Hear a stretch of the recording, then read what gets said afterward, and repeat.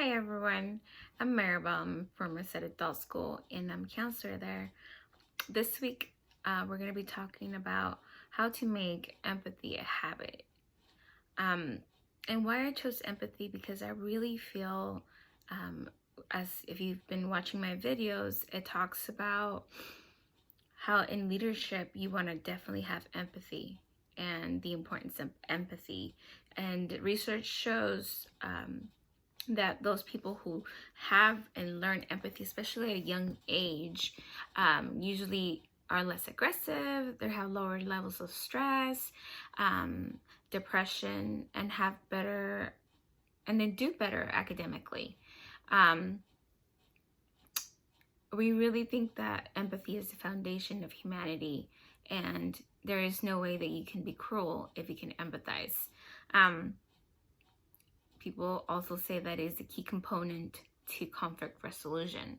And you can explain that, because and I'll explain that throughout how we can be empathetic and how it could help definitely with conflict. It builds trust and helps build stronger relationships. Remember, we talked about in previous videos how we're able to connect better with people if we're able to empathize. And it's a reminder that we are not machines and that we have feelings. So it will definitely make us masters in customer service. So if you work in business, which honestly education is a business, pretty much everything is a business, you will be good at customer service. In my opinion, when I was in grad school, to get my master's in education, there was a scholarship that was offered, and they asked me what I would do, to help our young population, just in general. And I really thought that, and I remember writing about, like, if we worked on just focusing on our social skills at a young age with empathy, that we can help a lot of people. And once you're able to help with the social skills and help understand how to practice empathy at a young age, even at kindergarten, different levels, and we focus on those social skills, that we would be able to help out our kids, as we realize that some kids, are being bullied at a young age, and are being cruel at a young age. And I think if we teach at a young age empathy, that we can help. I know it sounds corny, but like, could this be the solution for world peace?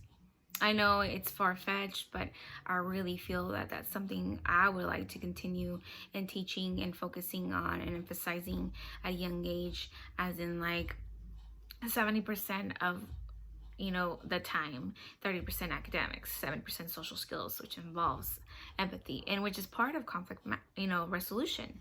So anyhow, so I'll talk about what empathy is, and I want to compare it to a little bit about sympathy, but then I'll focus more on empathy and how to actually use it on a daily basis, or just to try to make it a habit as you're encountering meeting people. Because like I said, we don't live under a rock, and we have to be able to communicate and connect with others. And this is a skill that leaders learn, but you don't need to be in management to be a leader, as long as you're looking for the person on your left and the person on your right, or your left, my right, that you're already a leader. If you're being a model, someone's looking up to you, you're a leader. So anyhow, so sympathy. What is sympathy? We're going to compare these. Sympathy is offering words of support and comfort. Pretty surfacey, it's kind of like the first step of empathy. But not going too far. And to me, I try to compare sympathy and empathy. Sometimes we're able to sympathize with someone because we've been in their shoes. So because we've been in their shoes, whether we have had a death of a family, I think that we can sympathize. But we have not always been in like in their shoes. We haven't say, oh, I've experienced that, right? And so that's where empathy comes into play. And so sympathy is a little bit, touch bases, first step, try to understand, just, feeling a little bit sorry for that person, try to feel a bit of feelings is the first step. But empathy is, the describe empathy is trying to understand the emotion of in a deeper level. So you take the emotions and feel the emotions, like you're getting in touch with them. You really offer comfort and support, and it's not really about words but the emotion. You're present and you're listening to what they're saying. You're seeing from their point of view, and you're feeling and trying to feel what they're feeling. So you really want the person to feel understood, valued, and heard. So that's in a deeper level. So sympathy people, like I said, sometimes like, hey, I'm sorry for your loss. But empathy is taking it deeper and really using all your senses to try to understand where the person came from. That's what they say, put yourself in their shoes, but literally feeling, listening, and seeing how they are seeing a situation, whatever that is. And that's empathy. So there you go. It's a little bit different. So I researched this, and people had different opinions, but that's how I took it. And I'll remember to link the resources down or sources down below in the description below. Okay. So how can we practice empathy? It's not easy, right? Because people are seen as vulnerable sometimes, or people think you're weak because, you're getting in touch with your feelings or other people's feelings. And it can be very uncomfortable as you become very intimate with a person. Like, oh gosh, you're really getting there. But in all honesty, it's the opposite. You are more efficient in connecting with someone. And so how can you do that? So how, you can take acting classes, because you really have to get into character. That would be cool, like a drama class, right? You want to maybe, other than taking classes, observing others and their feelings. So I guess watching movies that are expressive in different emotions, scary, sad, happy, right? But in all honesty, the first thing, to be honest, the big thing is being able to reflect on your own feelings first. You have to be in touch with your own feelings. You can go out there and be empathetic if you can be empathetic with yourself first. So you really have to practice this mindfulness and awareness. And how can you do that? And I know leaders say this too, like journaling is really important. So even if you journal throughout the day, how you felt, talk about certain feelings. So if you're feeling happy today, why were you feeling happy? What happened that made you feel happy? If you're frustrated today, talk about it in your journal. Even if you just did it once a week, daily would be preferable. Just get in touch with your feelings and try to describe the feelings you were experiencing that day and what happened. Try to describe it, what you went through with all your senses, whether it was seeing, hearing, smelling, whatever it is. Get in touch with all your five senses. And I think that's a good start, because you really have to be in touch with your feelings and your experiences before you're able to be in touch with someone else's feelings. Be responsible or take some responsibility for someone else's feelings. So that's the first thing. So being mindful and aware. So practice mindfulness. That was one way. One big one is active listening. I think active listening is where you're watching with intent, you're using your body language, you're nodding. So it's like your body is focused on their body. All you're seeing, hearing, nodding, movement is you're watching intently. Make sure you're listening more than talking. You better be listening twice as hard as if you were talking. Practice open-ended questions, like the tell me more, or like how can you explain more? Can you elaborate more? How did that make you feel? Like having this opened, not why, because why is becomes judgmental, and I'll talk about how the next step is don't be judgmental, but have those open-ended questions that makes the person want to talk more, express more, be more open with you. How? Tell me more. Kind of stuff like that. So that's, you know, having the open-ended questions and active listening together.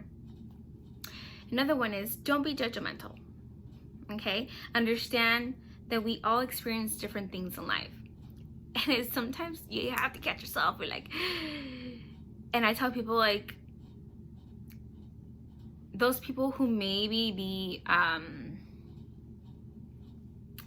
looking at someone and already making predictions of what they've been through, yet you haven't been in their shoes, but you already make conclusions. You have to learn to just take someone and take what you know of in the present, not like trying to think what had happened or what could happen, but just judge based on what you see in front of you. And well, not like judgmentally, right? Because we never know what are people's stories, and I think we all have our unique experiences, and that makes us who we are. And we have no right to judge people based on what they've experienced and how they took those experiences. So don't be judgmental. Another thing is be curious. Be interested in other people, where they came from, what are their beliefs, what are their values. You know, how do they come up with the value? I want to understand, okay, you value respect. Tell me why. What is it that happened in your life that made you value respect? What is it in your life that made you, you know, just value integrity? Like, I want to know you. What made you be who you are? Remember, and we talked about this if you've been watching my videos about leadership, but this is a big one. Be curious. I think that's a big thing. I'm always asking questions. I'm like, tell me more. Like, I want to know. I want to know about your culture. Tell me why you feel it's important to wear a hijab. I want to know it because, again, be inquisitive. You know, I think that's when we learn more about someone, then we understand them more. So just be curious and ask questions. And you come off as a kid that I want to explain to you, this is why. Like, I want to explain to you because you want to know about me. Wow. That person feels like appreciated and heard because you're interested in what they have to say. So be curious. And this is a big one. So sometimes we're out there trying to find we know we're different, whether it's political wise, so whether you're a Democrat and Republican, and I'll explain more another one, but like we need to find more commonalities. What do we have in common instead of what we don't have in common, what our differences are, because we always can say, I'm different than you, I'm this, I'm that, you're this and that, and we can find differences for sure. And yes, we will have many differences, but at the same time, we have more in common than we think.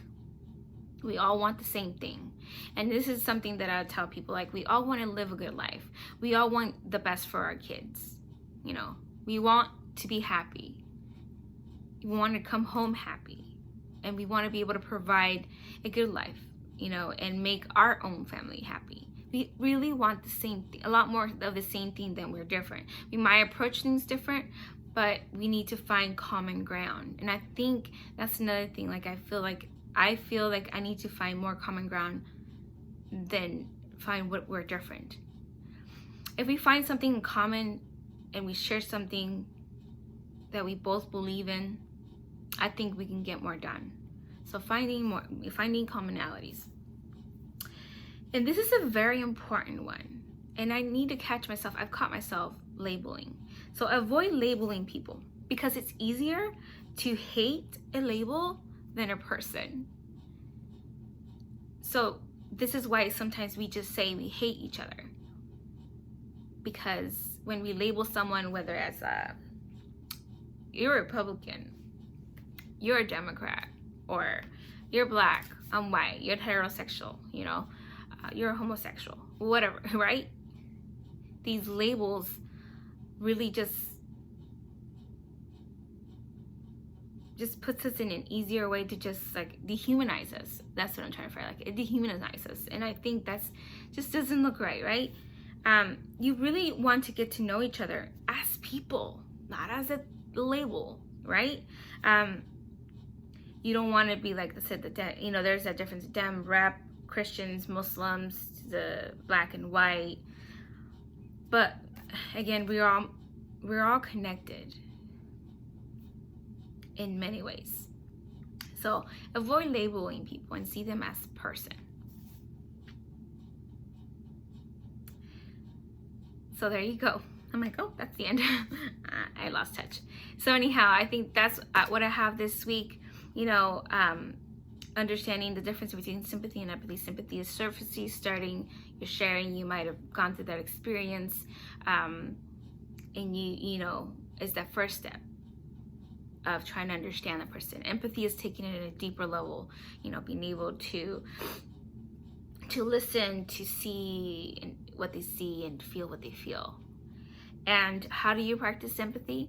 Like I mentioned before, make sure you reflect on your feelings. That means being mindful, practice mindfulness, be aware of, you know, your feelings first.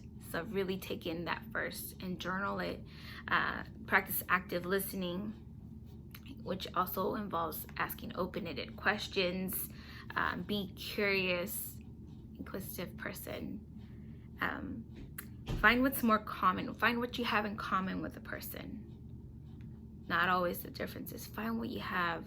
What is the common denominator between you and the other person? Avoid labeling people. I think that's a big one that I need to practice more. And these are the little things you can do, and hopefully with all this and being able to empathize and put it in each other's shoes and practicing using all these senses, I feel like that will help us a lot to accomplish more. It will help in our relationships. It help in how we communicate with others. And I know it sounds cheesy, but what if this could help us just find that world peace? Why? We don't have to always use violence. We don't always have to like agree with what we have to say. You know, be ready to listen to someone and try to understand where they're coming from. Be empathetic and practice that daily. Anyhow, that's what I have for this week. Hopefully that kind of like maybe helped you with, you know, practicing empathy. Let me know. I'm using my cell phone this time and a different background. Let me know if you like this more, especially for church. Specifically as for I know I need a better speaker, but like I said, I'm new at this. So if you have any suggestions for any future videos, I think I'll slow down with my videos, probably be doing once a month as school is starting and other things that I'll be focusing on. But until the next time, talk to you later. Bye.